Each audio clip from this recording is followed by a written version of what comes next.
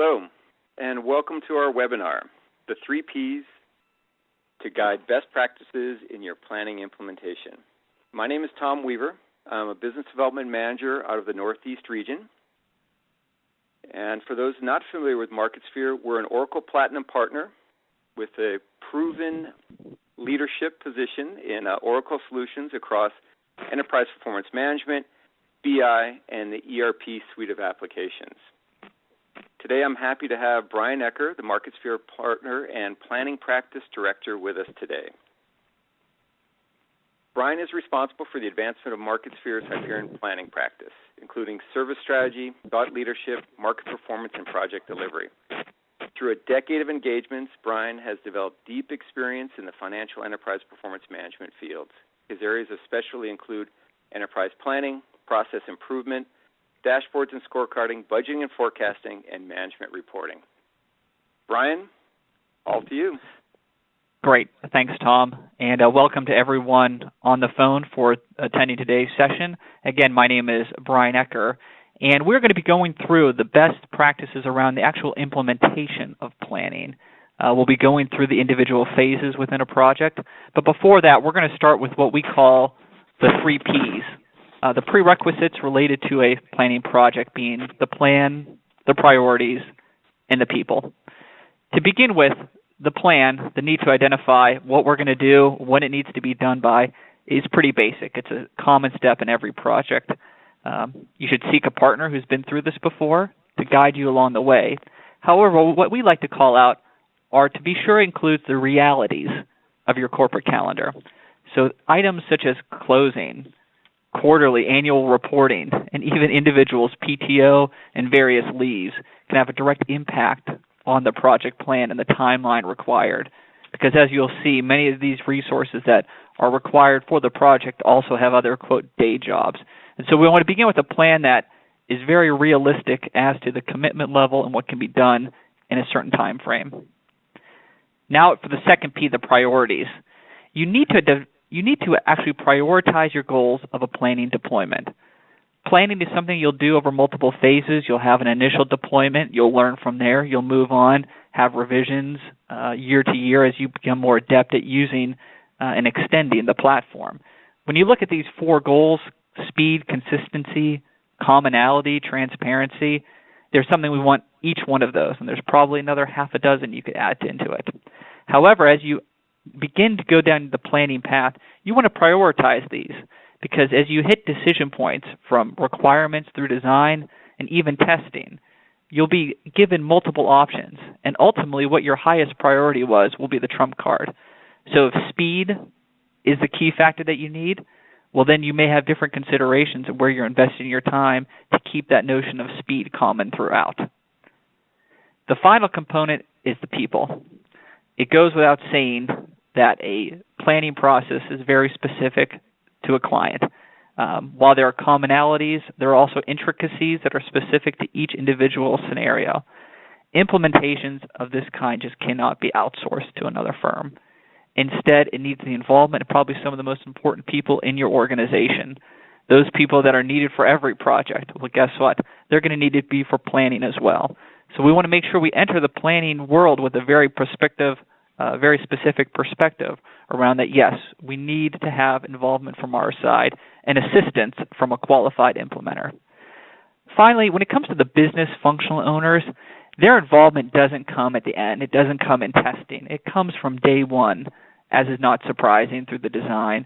But beyond just understanding the model, your business and functional owners have to understand they need to get an understanding of the core technology as well, so they know what its capabilities are, how best to use it. And so they themselves will become a pseudo-functional technical person throughout this process.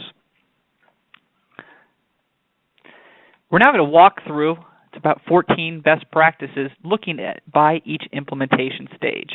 These stages, the phases of your project, from define and architect, which is your requirements, through your design, build, test and train and deploy, are standard components of any project. And so we're going to be taking these one at a time and going through each of these highlighted best practices further. So we start with define and architect, which is the requirements gathering. In many traditional projects, requirements gathering occurs, requirements are documented, they're signed off, and that toll gate shuts as people then move into the design phase. However, we would posit that planning is different, that you cannot truly just gather and prioritize requirements in a vacuum while ignoring what the technology is capable of and what your different design options may be. Because your users may find out what is a high priority to them is actually something just embedded within the native functionality of the application. They may have other requirements that there are two different options for. One may be more automated, one may be less automated, that are going to have different implications. And so we really, as we go through the requirements and design, we want to look into them as in a symbiotic relationship with one another. So we need to gather the core requirements. We then need to present different design options, and based on that design, the prioritization of those requirements may change. The key is we do not want to have to lock the users into committing that those requirements are best and final without them seeing that design, without them knowing what the application is going to look like. And one of the main reasons why is because they'll be very hesitant to not include absolutely everything, and they will struggle with prioritization without truly understanding what does that mean further down the road. The second best practice around definition and architecture is establishing traceability. Traceability is simply at the end of the project, when your application is up, we want to be able to take the end state and reach back to this first phase, reach back to our requirements and understand, did we meet those requirements as designated? Did we meet all of our high priorities? Were we able to achieve many of our nice-to-haves? And to do that requires documentation. But it actually requires two types of documentation for two different audiences. The first is the functional requirements summary. It is a document that needs to be written in a very easy-to-understand language by your functional user community. It doesn't need to go to the nth level of detail, but instead represent, here is all the core requirements and functions this system needs to perform at the end of the day. This will allow the functional users to review it, understand it, and sign off on it. However, what we also need then is a document for the technical development team that is much more encompassing, and that's where a checklist comes into play. And you can see a screenshot of one of MarketSphere's tools where we've got a checklist with over 300 different elements in it that our developers need to go through and make sure everything has been accounted for. Simple things such as, have we defined all the currencies? How many years back of data are we going to load? All of these individual requirements, which from a functional user perspective may not be important to them or they don't see the value in discussing, but from a technical implementation perspective are very, very important. So ultimately, at the end of the day, when you look back, you'll be able to go through the functional list and say, yes, did we meet those functional requirements? Did we go through that functional summary? And then as well, be able to go through the very technical checklist to make sure that, yes, everything we said we were going to do at a very technical level was accomplished. And that is the key to traceability. The third and final best practice around this initial phase relates to your infrastructure. It's having the system up and installed and available in your environment. Often, the deadline for this is the build. We need to have the system available for the build. Well, that's actually not correct, because as you'll see, when we go into the design phase, we need to use the system to prototype, to demonstrate different functionality. Furthermore, these systems are very encompassing. There are lots of moving parts, that which gives them the ability to be a platform and dynamic. You also need to have a burn-in period to work out the kinks to your particular installation, to add some new products. You would much rather have that burn-in time occur during your design phase while you're just using the application to supplement your design activity versus waiting until the build where your team is in working very diligently building the applications, and any disruption from an infrastructure perspective would be very disruptive.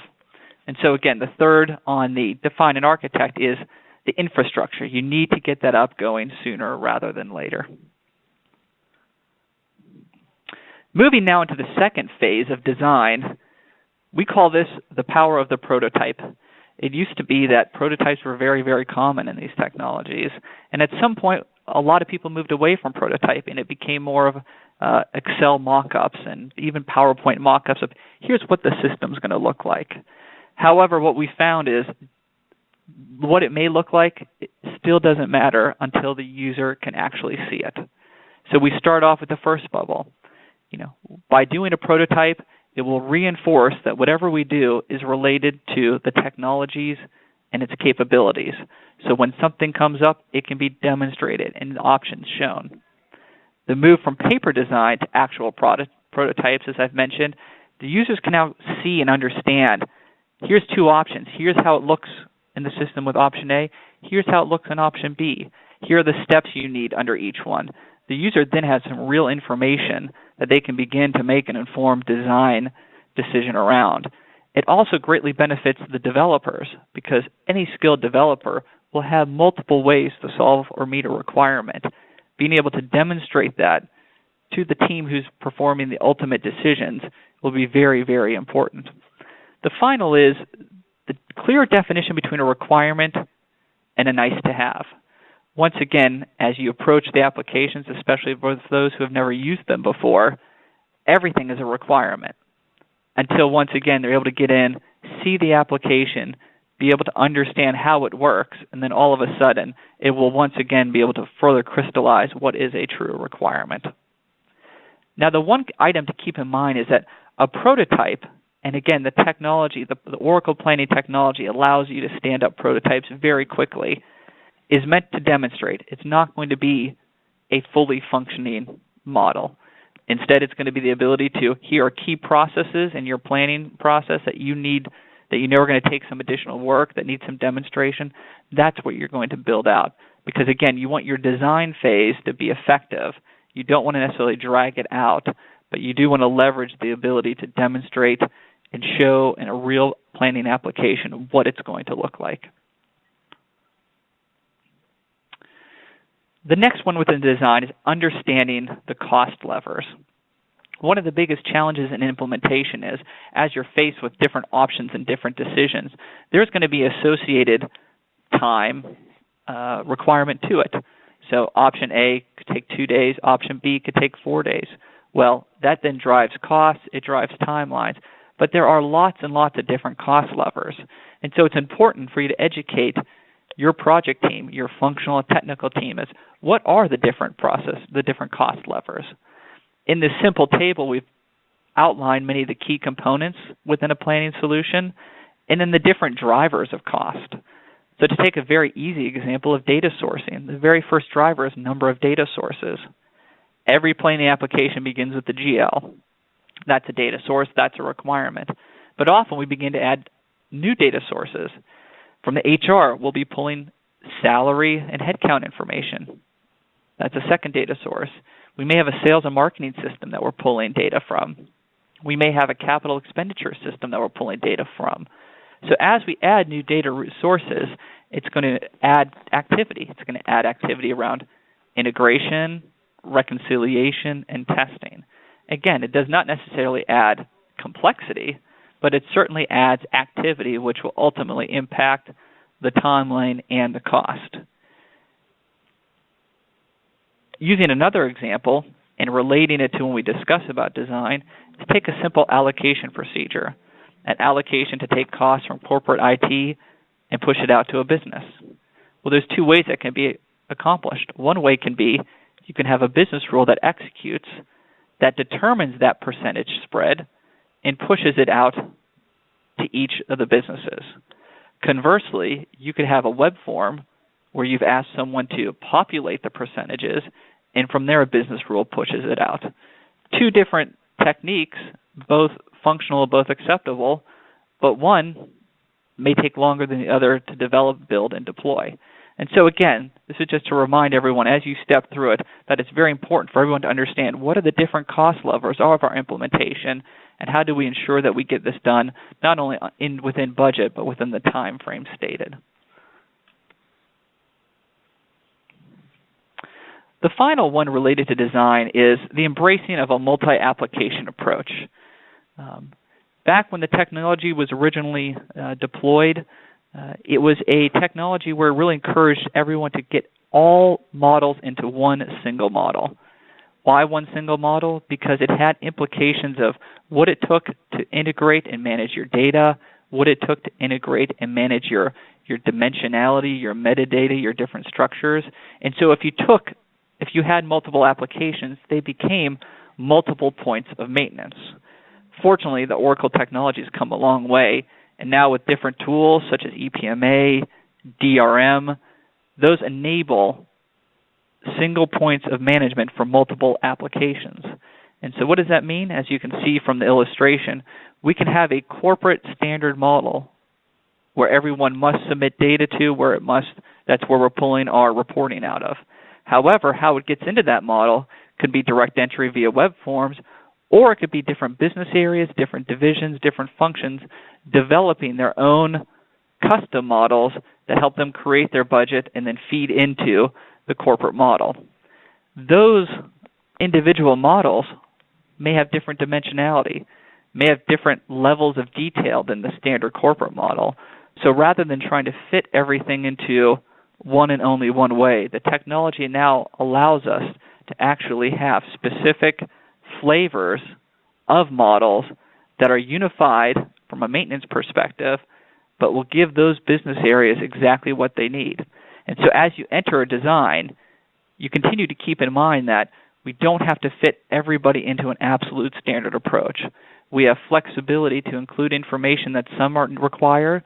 Sales and marketing may have a need for an opportunity dimension to track all their opportunities, versus a purchasing organization which has extensive vendor information.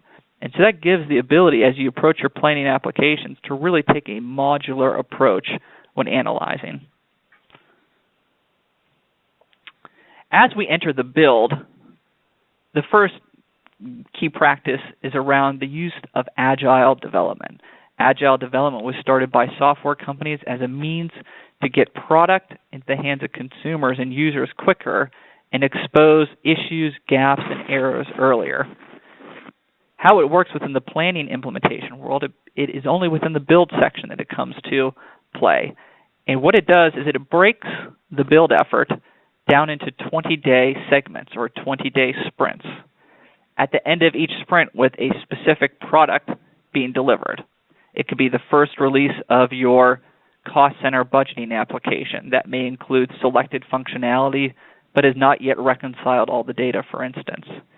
Then within each of these sprints, each of these 20 days, rather than using a Microsoft project plan with linked parent-child relationships, it contains a flat list of all the tasks that need to be accomplished.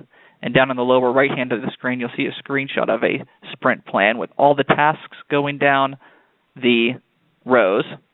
Those tasks total up to a total number of hours, the tall blue line. And every day as the developers work their way through the build, they begin burning through hours, consequently reducing the overall number of hours remaining for that sprint. And you hence get the downward trajectory, ultimately getting to the day 20 and hopefully no blue line indicating all your work has been burned through. Why is this approach different? Why is it popular? Why is it growing in recognition amongst, especially the software development community? The first is it's an excellent answer to managing scope and tasks. We're not asking people to focus on what are you going to do for the next 90 days. It's what is going to be built over the next 20 days, and let's keep a very close tab on that. Related to that is because we no longer have the linked parent-child, we have a flat list. We no longer have the excuse of, well, I did not get through a task, hence it's pushing my date, and so my Microsoft project plan shows I'm late. But I'm telling you I'm not going to be late because I pulled something else earlier into the project than was originally planned. I think we've all heard that before, especially if you've been on a project. I know the plan shows we're going to be late, but we're not. By eliminating that parent-child linkage and focusing just on the raw hours, that's gone. So no longer do we have to wonder, are we going to be late? Are we going to be late? And we don't know until, or rather, let's think positive, are we going to be on time? Is this going to be on time? And not knowing until the very end when, no, it's not, versus the sprint methodology, which gives you a very clear, concise, daily and weekly reporting of what is the progress and what has been built. And the final aspect of the sprint plan is its orientation around having actual product deliverable every 20 days, or essentially every month. So this enables your users to be guaranteed to see the application much earlier and to provide the feedback immediately versus waiting until the start of the testing cycle for their first real glimpse of the product. And so again, the Agile methodology, a different way of executing, of managing, and ultimately a different way of engaging the users in the build process. The new power of data forms, the next one for the build. For those on the phone who have planning experience, have implemented planning in the past, data forms were always seen as the competitor to Excel. However, they didn't have the same power and flexibility of Excel. The good news is with the latest release 11.121 in the movement, the change in the underlying web form technology, that gap between what Excel can do and what web-based data forms can do has really narrowed. The new functionality that's now available, the first is drag and drop creation. So you can now literally drag your dimensions into rows and columns very easily to create these dynamic web forms. Conditional formatting, the ability to have different cells and rows shade different colors based on values in those cells and rows, is now standard within the web forms. So is calculated rows and members. Before this version, if you needed a calculation to appear on the web form, it needed to be a calculation within the database itself, which certainly was a foundation of database integrity. However, there are a number of calculations that you may use while inputting a budget or a forecast as a checkpoint, but not actually a data element that you would ever report on an ongoing basis. So this new functionality allows you to actually perform calculations directly on the web form to give your users that needed feedback, those needed checkpoints, without having to commit that information into the actual database. Tabbed composite views. Composite views are the ability to have multiple web forms displayed at once. One of the great improvements they made is those web forms used to have to either be side by side or top or bottom. Now they can appear as tabbed views. So you can have a web form open with multiple tabs, and you can work in each of those tabs and make all your changes and then hit save and have the data from each tab saved at one time. So from an end-user functionality, knowing they can open up one web form, have a tab that there's their drivers, and could have another tab that is the output, that gives them the ability to work in just one place without having to click to open up multiple web forms. True Excel integration, it has always been that you could pull web forms into Excel to work. That has only continued to improve with additional offline capabilities. And so now as you have users who have models that may stay within Excel, they may have models that there's not an intention to push that particular component to planning to actually replace it with the technology, but they want to link it. This allows them to insert a worksheet within their workbook, open up the web form, and then link directly to it from their source model. So a great way to help transition users into the web form and the planning technology. We also don't want to forget just what some of the core benefits of data forms are versus Excel. They're dynamically built, so depending upon how you build them, you can leverage your hierarchies. So as new accounts are added, new departments, they become immediately available in the web form. There's no required maintenance to it. Same with dates, years, all of those can be referenced via variables, so you do not have to go through and on an annual basis or even a monthly basis update these templates. Ultimately, web forms are locked down. No one can change the format. You have no risk of any sort of corruption from broken formulas because someone inserted a row or column. It's locked down. And then I've already mentioned centralized maintenance, and then ultimately, once again, security. Security of the form itself, as well as the transmission of that data to and from the application. The next one in the build is regarding two of the most common tools, which are business rules and member formulas. These are ways of performing calculations on the database, and depending upon their use case, they both have different uses. What we want to point out, though, is some more newer ways to be sure to be using these items. So we'll start with business rules. Business rules have the ability to use what's called runtime prompts that inherit the point of view of what the user is looking at. So a user is a specific entity, they're in a specific facility, and working for a specific department, and they're submitting data into their web form. When they click Save, the business rule will actually look to see what facility they're in, which department they're in, and only execute the logic on that facility and that department. What does that mean? It means the calculations, A, run faster, and B, it means that we have one rule that can meet the needs of anyone versus having to create specific rules for specific facilities. That one rule can be used across all of your organization, and again, still give them the very specific calculation speed that they require. Member formulas are often commonly used for reporting purposes. So they're often dynamic members. Great example is gross margin as a percentage of revenue.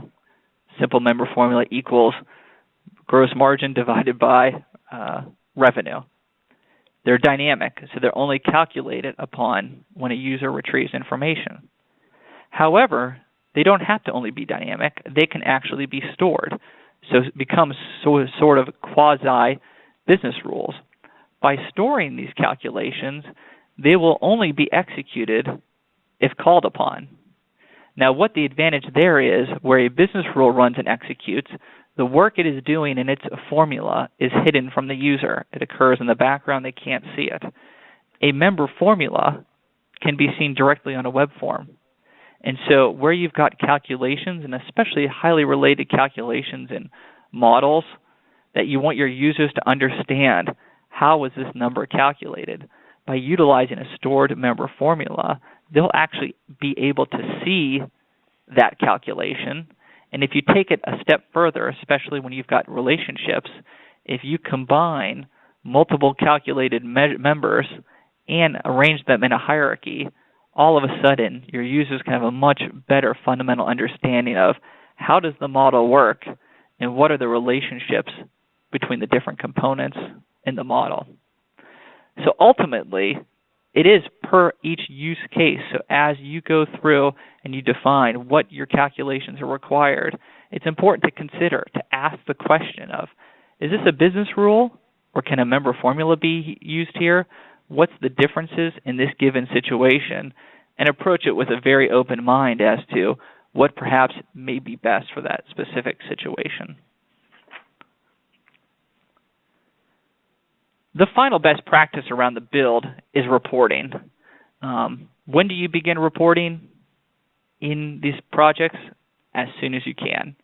As soon as you have data in that database that you can begin using your reporting tools, it's imperative versus waiting until the testing phase. Why? Because you'll understand changes you may need to make in your dimensionality. Perhaps there's an alternate hierarchy that will give you a roll-up that will improve your reporting that you wouldn't see until later when you actually start building your reports. They'll also unearth, as you can see, issues related to data, calculations, anything around the logic, because as you build a report, you're not simply blindly building a report. You are building that report, evaluating the results, and making sure it makes sense. That is the absolute first step to making sure the system's performing as it's supposed to. One of the purposes of this particular graphic is to realize that there's many different kinds of reports, and there's multiple tools that are available with planning. Planning comes out of the box with Oracle Financial Reports, Web Analysis, and SmartView.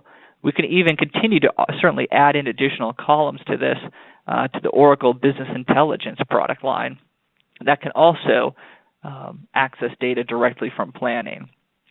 So when you look at in your build cycle, not only is the application being built, but you now need to begin identifying what are the reports we need to build and what is the most appropriate tool to build those reports. and begin that exercise now rather than later.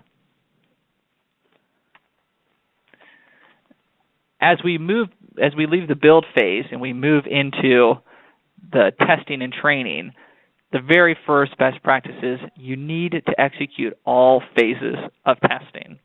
And what are those phases of testing? You can see them listed below. Your system test, which is your immediate project team validating that all the components are working together as planned. A performance test, making sure the system has the responsiveness that is going to be needed, especially with your user base.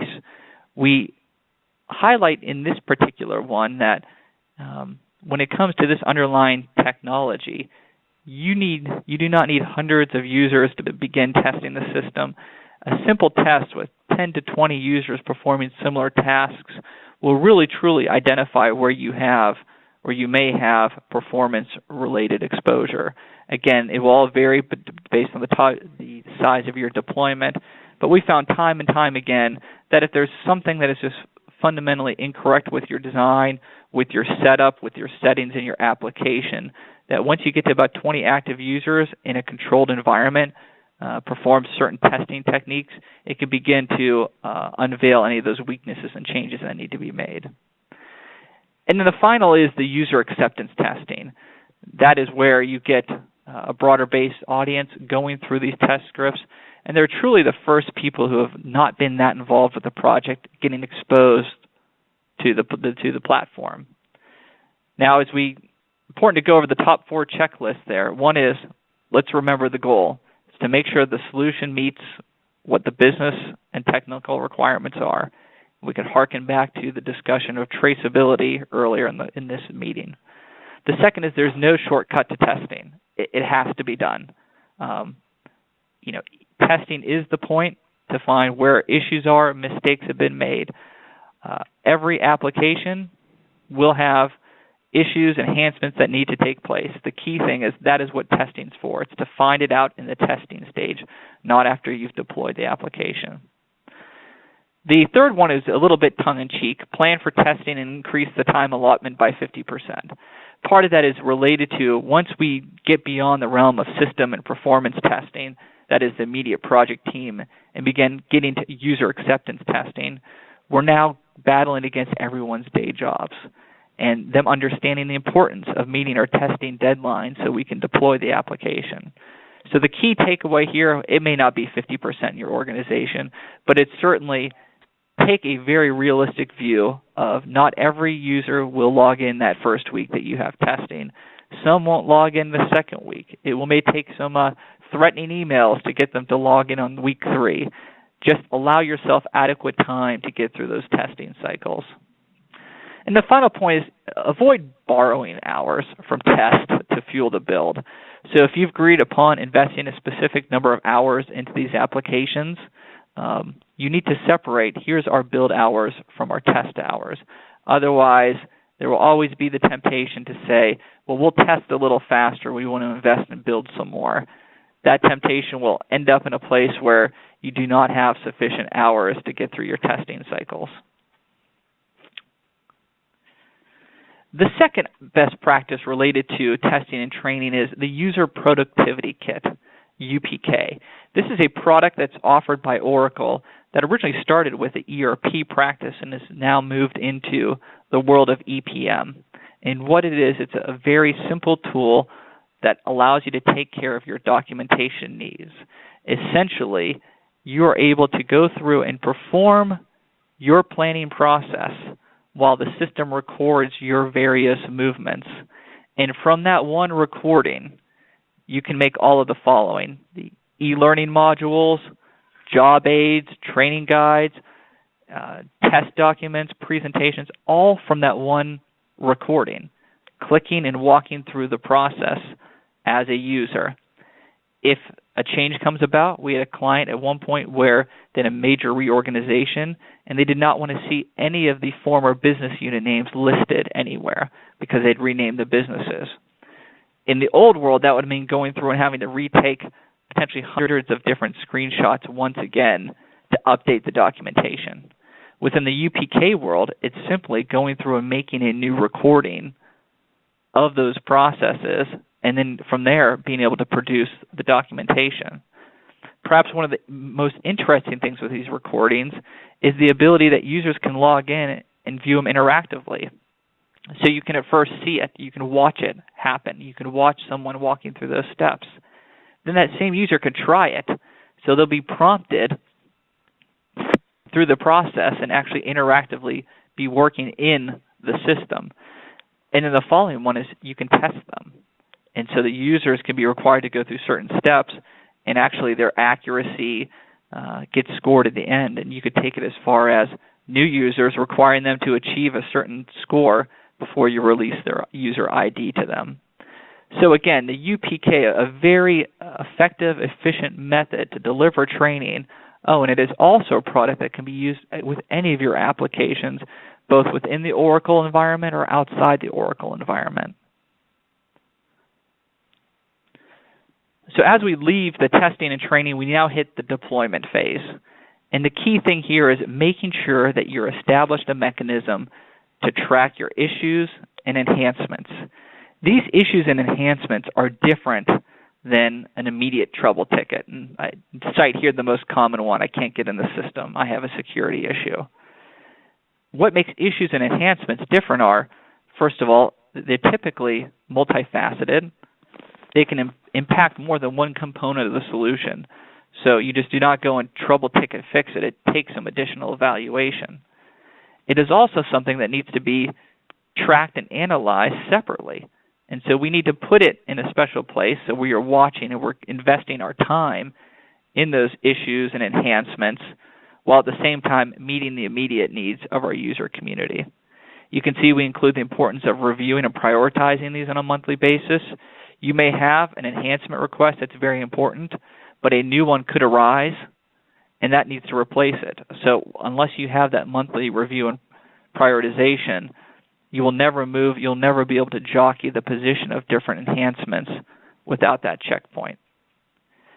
And then finally, and it goes without saying, any changes to an application need to be planned.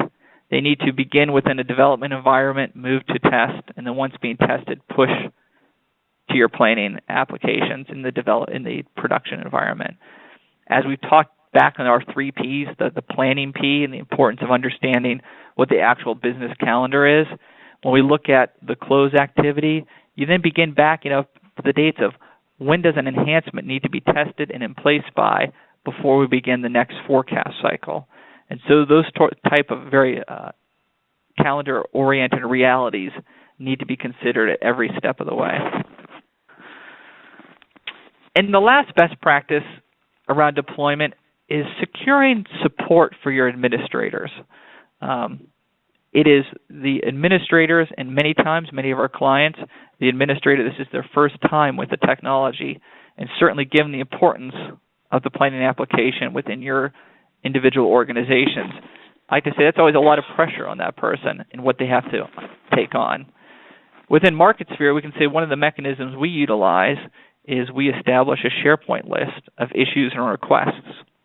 And so as your administrator runs into issues, rather than perhaps logging into Oracle ticket, having Oracle come back and then have to understand the application to be able to respond, because every planning application is different, this mechanism actually sends out an alert to the original team members of the project so that they can then respond back and say, here is the suggested fix, or here are different options. And so it's really bringing the importance of that administrator still maintaining contact and feeling a continued ongoing relationship with those implementation developers that know their system inside and out. So as they hit an issue, there's an easy mechanism to both communicate and track those requests. So in terms of kind of the closing thoughts, and to wrap this all up, it's, you need to begin with the 3 Ps. You need to have a plan that's realistic, that incorporates the realities of your corporate calendar. You need to establish what are our clear priorities. there'll be 5 or 6 that you want, but what are the top 1 or 2? What are going to be the trump cards that are going to determine how we execute this project? And then let's make sure we have the right people in place. You need to balance the flexibility of the planning product. It can do just about anything with a disciplined approach. So, again, we have a deadline. We've got a commitment that we want to meet. So we need to continually balance what the system's capable of versus a disciplined approach to get it done. And then finally, to leave you again, we went through about 14 best practices around implementation. Some things to specific call out again is, once again, that relationship between requirements and design. It is a relationship. It needs to be concluded before build, but just to realize that requirements, their prioritizations will be impacted by the design of the applications. The seeing is believing, prototype. Prototype should be part of every design. It is very important for people to make decisions based on what the actual application is going to look like and what its capabilities are. That will ultimately save a lot of time and potential rework on the back end. Leveraging new functionality. So we talked about business rules and their runtime prompts. We talked about stored member formulas. We talked about how far advanced the data forms have gotten. You're going to want to embrace those, not find workarounds. I mean, they're powerful tools. They've come a long way in their development. These applications have been around now for close to 13 years. And so they've come a long way. And so that bridging that gap, and really that gap between a planning system and Excel, continues to narrow and narrow from the user interactivity perspective. Again, no shortcut for testing. Plan that testing. If you have a deployment date, work backwards. The system must be available on a certain date. Plan your testing, and then continue to back end. Ultimately, that will determine A, when you need to start the project, or B, to actually force, here's how much time we're going to allow for development. And then finally, plan for support, especially your administrators. They will bear a heavy burden because they will be the face of these applications. And again, many of our clients this is a great opportunity to bring a person and introduce them to the technology, and they embrace that role as a planning administrator. That's also a lot of pressure on them as well, so make sure that you establish a way for them to have ongoing support, especially with that original development team who will know the insides and outs of their applications. And so with that, I will conclude, and I'll turn it back over to Tom if there's any questions out there. Yes, thank you, Brian. At this time, I'd like to open up the call to answer any questions. And if you'd like to ask a question, please open the chat window within WebEx on the right-hand side of your screen and send a message to all panelists. Brian, as we wait for those to come in, I see one question. How many people does it take to support a planning application? I know that's one that you get often. Yes. So there is no. I like to say there's no magic answer. It depends upon how you utilize the planning application.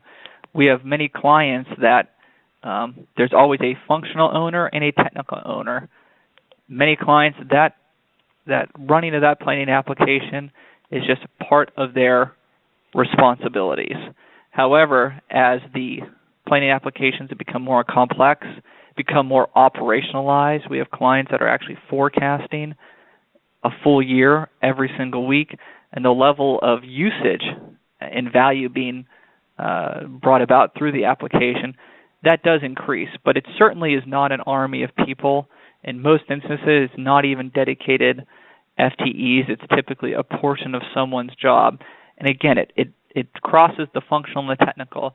You'll have your functional owner, often someone who sits in your accounting or your FP&A organization, and then someone in your IT side who's responsible for the overall server upkeep and backups and items such as that. But these are not maintenance-intensive applications at all. We have a couple other questions here I see. One is, what is the usual duration of implementations for a large organization? We've really seen in general a 6 to 9 month time frame for large organizations.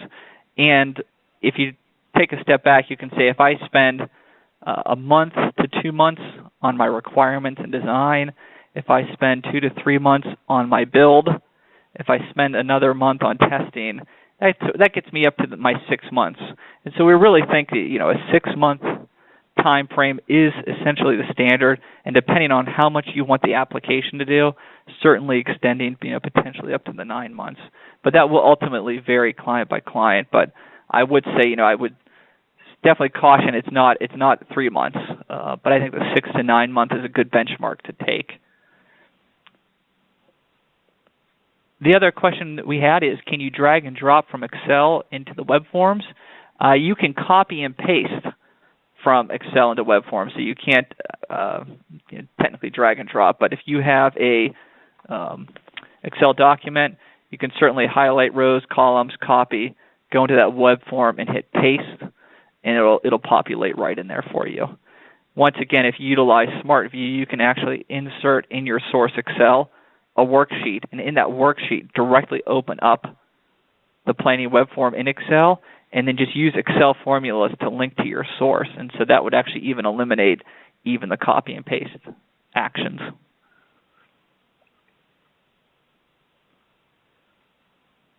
Brian, I've got a question from, it looks like either someone that's doing a current Hyperion planning evaluation or maybe they've already purchased this software. What IT and finance skills should we look for when hiring a planning administrator? Sure. From a planning administrator perspective, one of the unique things is it's actually a very functionally oriented position. Most of the questions that will come to administrator will technically be more functionally oriented around the process and what are the requirements. So we often find when someone's looking to hire for that type of position to look with someone with a finance and FP&A type background that has a technology aptitude. So it's just the person who goes and creates macros in Excel to ease their workload. Those types of characteristics really are good signs of someone that would adapt well to the planning technology. And so again, that's for the planning administrator, which is typically a more functionally oriented role. And again, someone with a strong finance background, technology aptitude is a very good fit. Another question came up was, what do you see as emerging industry trends to change the budget and planning process to forecast for multiple years and to provide integration of the planning process with stress test requirements? So we'll take the forecast for multiple years, half of that equation.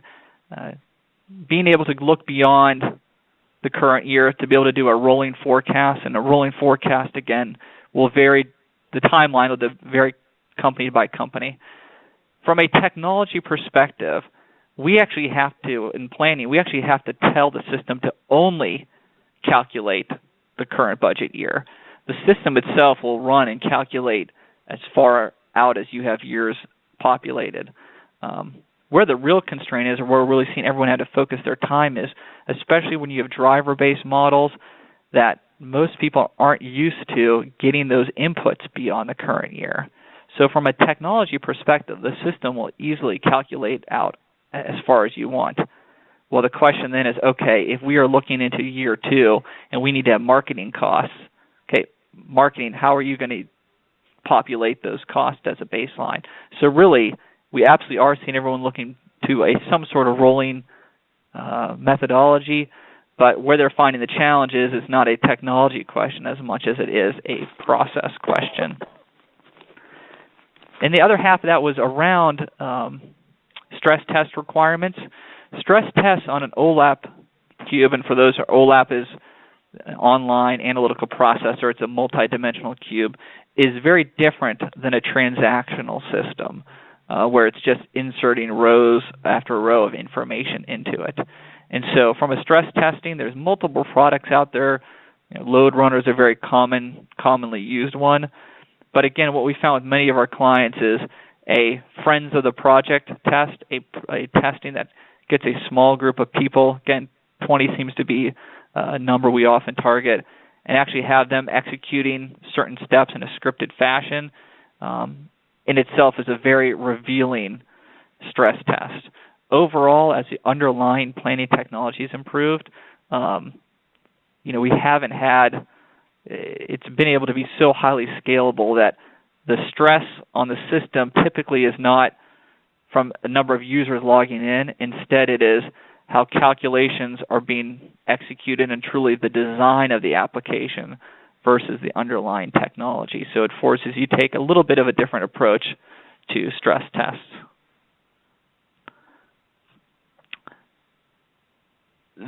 Another question that came up was, what sort of customizations, if any, have you seen in a typical implementation? For those who are not familiar with the planning technology, outside of the capital expenditure and workforce modules, planning itself is, I equate it to a box of Legos, that it comes with different components that you can arrange in your building. So the term customization is, in this setting, isn't as applicable because everything is built from the ground up. You're given a set of tools, the technology, the different components, and you build your model to meet your needs. Very different than, say, a general ledger where you receive a general ledger package and here's how it operates, and so you're going to customize it to specific to your business. In this case, it really is a bottoms-up modular build. Another question that came up was, have you had many clients take a phased approach to implementation? Yes, we have, and it's something we absolutely encourage. It was asked earlier about the time frame. So if we take a standard company that has a calendar year end, typically January into early February, everyone's busy closing out the year, getting ready for audits and those types of activity. So essentially January and February many of our clients are not accessible. So that leaves us typically with March through August and many clients to be able to actually perform the project, because once September comes around, it's back into that budget cycle, and those key users that we need involved in the project get sucked into their actual budgeting activity. And so that naturally narrows that window that you can actually perform the project. What that's caused now is to actually take a phased approach. So it's often to say, phase one, we're going to do a corporate model so we can get everybody's information in, but we're also going to select one of our businesses and let them build a custom driver model to feed that corporate model. So taking a phased approach with the realities of today's general resource constraints, most finance and IT organizations run pretty lean. It's the same people who are needed for everything. And so to really acknowledge what that real work window is that you have, and then phase your deployments appropriately to get it done in the amount of time needed.